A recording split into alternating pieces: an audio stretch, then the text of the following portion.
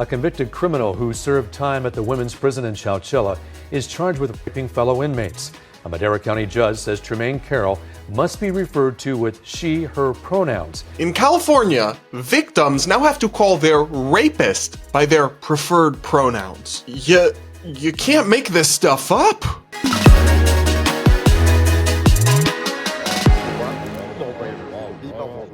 We're going to break down this insane story out of California and so much more on today's episode of the Brad vs. Everyone podcast, my daily show where I take on the craziest ideas from across our politics, across the internet, across our media, all from an independent perspective. First, Merry Christmas Eve, everybody. I will have a couple episodes rolling out for you guys over the next couple days, but I may miss a day in there somewhere.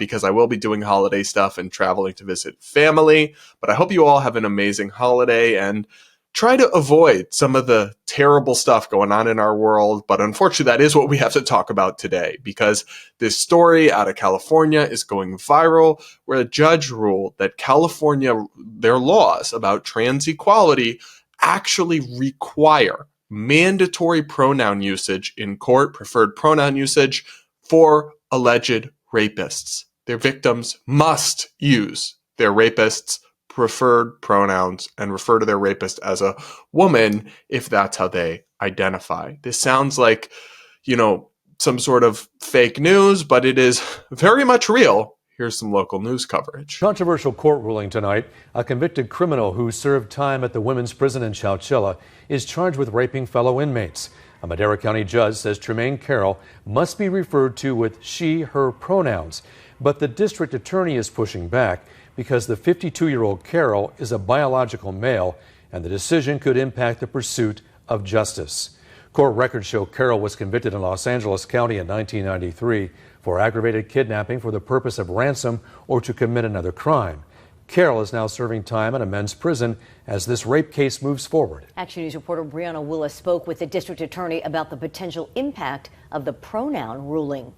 A Madera County judge ruled this week 52-year-old state prisoner Tremaine Carroll must be referred to with she, her pronouns because Carroll identifies as a woman. Yes, and Carroll comes off as so ladylike and lovely, too. Am I being punked? But the district attorney believes the defendant is abusing the system. This is a person who's not a woman in any sense of the word. In March, DA Sally Moreno charged Carroll for rape allegedly committed while incarcerated at the Central California Women's Facility in Chowchilla. Oh, good. They put this person, this serious criminal, in a women's prison. And shocker, bad things happened. It's almost like that's lunacy that shouldn't be happening. And some of us have been saying that for some time now, but we're the crazy ones. After his first cellmate became pregnant and was moved to Los Angeles, two other cellmates of his complained that he had raped them. So we have filed rape charges against this inmate. Moreno says the ruling regarding pronouns impacts her ability to prosecute the case. This is a particular issue in this case because it's confusing to the jury. In California, rape is a crime that has to be accomplished by a man. Supervising Deputy DA Eric Dutemple says it's also unfair to the victims. It's just absolutely insane that a victim would have to get on the stand and police their pronouns and their usage when trying to recite one of the most scariest times in their lives. Oh my gosh. Guys, let me just recap so we know we're crystal clear on what's going on here. A judge in California ruled that in these cases about these sexual assault charges, the alleged rapist, preferred pronouns must be respected in the courtroom. So freedom of speech goes out the window, I guess, and including by the victims testifying, they must refer to their alleged rapist as a woman, even though it's clearly not. And yet, all the while, this actually undercuts their ability to enforce the law. And because apparently in California law, the rape refers to a man assaulting a woman. And so now the jury is going to be confused, and this will muddy the waters and possibly mean that this person may get away with this crime all in the name of what? Of tolerance, of progressivism, of social acceptance. Like, What is the value being served here by this sheer insanity? Or has California just lost the plot? I think we know. I think we know the answer. Carroll was allowed to serve time in a women's prison despite being a biological male because of Senate Bill 132, the Transgender Respect Agency and Dignity Act, which took effect in 2021. This is the problem. They frame these things as if it's just about respect and dignity for transgender people, which is something I fully support. I support those things for all people, of course. But they put these provisions in law about gender self-ID, especially in California. They've just gone crazy on this. And they don't think about the consequences. They don't think about the ramifications, or if they do, they don't care, of putting biological males in women's prisons, biological male criminals in women's prisons. Of course, abuse and SA is going to happen. What did you expect? Are you stupid? I mean, it's terrible. You're subjecting, in the name of protecting people's rights, you're depriving these women of their rights to safety, their rights to not be assaulted by males in while being incarcerated. Like, this is delusional. And of course, when you put just blanket protections for gender identity, for self-ID into law, this is what happens. It doesn't only apply to genuinely transsexual people who were diagnosed early in their lives and have lived as the opposite sex for a long time and just want to blend in. It applies to anyone who abuses the system, including people like this evil individual, and results in these just perverse, insane outcomes like the one in this case. And keep in mind, guys, they have these laws in California now, but Democrats, mainstream Democrats, the position is they want to pass similar laws at the federal level for the whole country. That's insane, but it is where we're at on these issues. It allows inmates to be housed with the gender they identify as. The CDCR website points out state law prohibits discrimination based on gender identity. There's no psychological evaluation that needs to be done. This person doesn't need to be on cross-gender hormones. They don't need to be signed up for transgender surgery. They don't even need a significant psychological evaluation regarding gender confusion. The mere statement is enough. This is the self-ID approach to gender issues. And this is why, I mean, we can't have these policies that make it illegal to discriminate based on gender identity with no context, no diagnosis, nothing, just your perceived sense of self. Because then what you're doing is just tearing down barriers and sex segregation, essentially making it all optional. And that isn't workable. It leads to these kinds of outcomes predictably and invariably. Like, this stuff is not hard to see coming, and it shouldn't be hard to understand why it's such a bad idea. But I mean, in California, I don't know, maybe they're just outsourcing their lawmaking to woke activist groups or something. But I don't know how the lawmakers, even if they're progressives, even if they're Democrats, how could they have ever thought this made sense? I genuinely don't understand. The CDCR has since relocated Carroll to Salinas Valley State Prison for men. We reached out to CDCR about the case. They sent us a statement about Senate Bill 132, adding that they thoroughly investigate all allegations of sexual abuse, but they do not comment on cases in current litigation. Moreno says Carroll fired the defense attorney handling the case and has chosen to move forward with self-representation in court. Carroll's next court date is set for January 14th. Brianna Willis, ABC 30 Action News. Interestingly, the comments section on this video did not go the way that you might expect even for a California-based news outlet, where presumably most of the people are Democrats. I don't know, maybe the people were commenting from out of state or something, but they read this policy and the state for filth in the comments section. One person put, Helen Keller saw this one coming, which honestly had me gagged. Another person put, this was brought up as a high-risk probability when allowing inmates to be placed based on their pronouns. Lo and behold, everyone said it would happen one day, and it does. California is either stupid or doing this on purpose. There is no in-between at this point. Another person said, I hope those women sue the hell out of the county and the prison. Another added, somebody needs to sue the state of California. You know, I understand this impulse, but actually, the crappy part about that is that those government officials would probably be protected from liability, at least in their personal capacity, from qualified immunity, the protections that they get. Another person said, this is insane. Another person wrote, what idiot in their right mind would put a male prisoner into a female facility?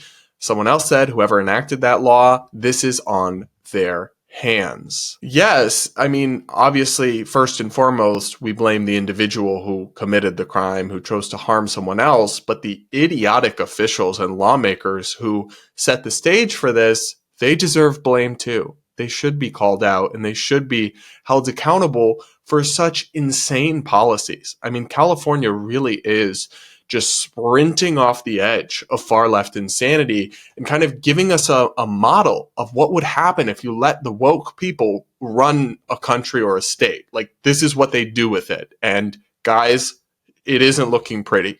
Not in my book. I also think this story is important because I think that it's a microcosm of everything that's going wrong with the gender wars and the LGBT community and trans activism.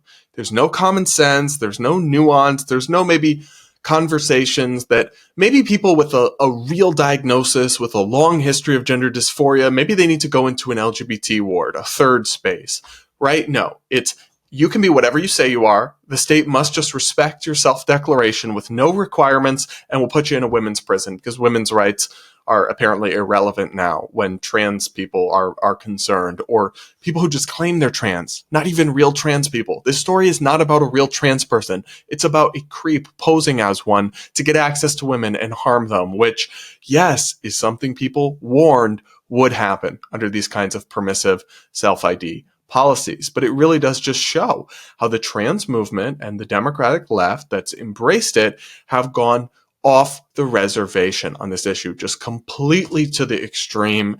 And it leads to these kinds of situations that normal people look at and think are insane, think are totally unworkable and untenable, and unfortunately hold the entire LGBT community and category accountable for, which is why this kind of thing is why we are seeing support for LGBT acceptance and equality go down. It is why we're living through a backlash. It is why we have this issue where people's support for things like gay marriage is declining, where actual really kind of negative, toxic backlash towards trans people is bubbling up to the surface and people are swinging to the opposite extreme. It's because you can only push people so far. You can only push so far before they push back, before they say, no, I'm not on board with this.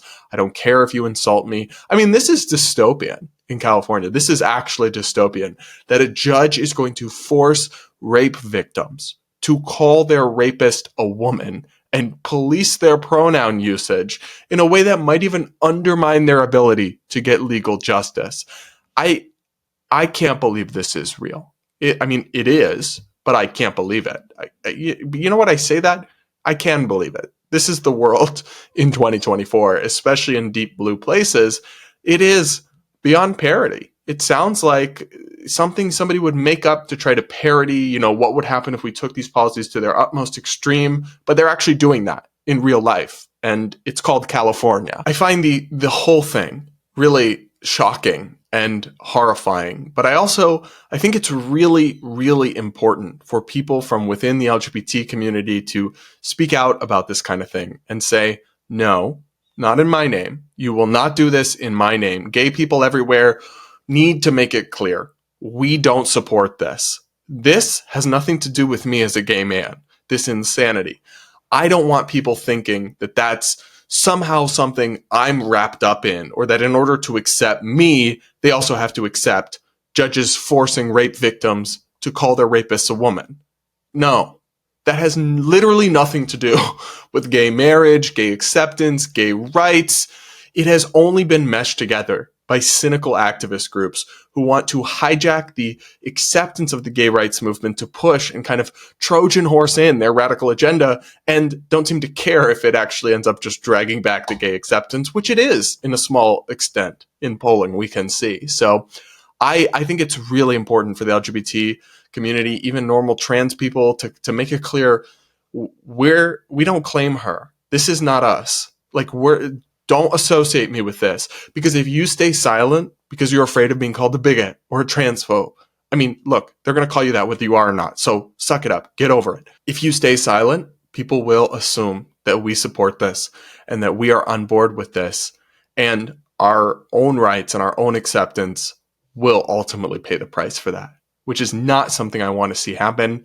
But honestly, if it does, if people are presented with this kind of insanity and told they must either accept this and gay rights or reject it all, a lot of them will reject it all. And I think that's ultimately not the right decision, but I can't say I don't understand it at all. I can't. But what do you guys think? Let me know in the comments below, and do hit that like button to reward my suffering, because this story actually, I think, gave me brain damage and made me want to die a little. So I suffered through it to bring you some content to hopefully, I don't know, make you entertained, but really just kind of disturbed. But you need to know about this stuff. So I suffered through it for your sake. So the least you can do is hit that like button.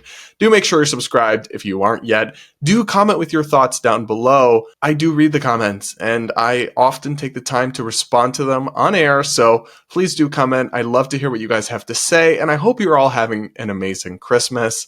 Now we'll talk again soon.